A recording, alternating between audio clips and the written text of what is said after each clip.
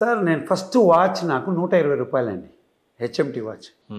ఈరోజు నా దగ్గర ఒక్కొక్క వాచ్ ఒక 50 లక్షలు కోటి రూపాయలతో కొంటానండి ఒక వాచ్ కానీ. ఎంత నవ్వొస్తుందంటే ఒక కాలంలో ₹1,00,00,000 ఉంటే రిటైర్ అయిపోతాను అనుకున్న కాలం అది. సో మీరు చెప్తారు కదండి, ఇది అందరికీ దేశభక్తి ఉందండి, నో డౌట్ అండి. నేను I know all the CEOs అండి, అందరితో మాట్లాడుతుంటాను.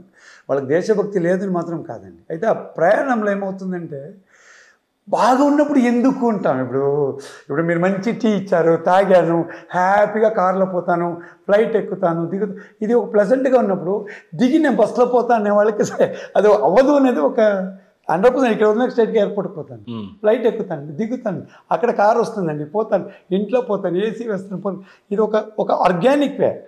ఇక్కడ నాకు భక్తి ఉందా, కింద దోవలో పోయేప్పుడు ఒక బెచ్చగాడు ఉన్నాడు మనం చూస్తానంటే చూసే అవకాశాలు తక్కువ ఉంటాయి. విండో దింపి తొంగి చూసి వాడు బిచ్చగాడని చూడలేము.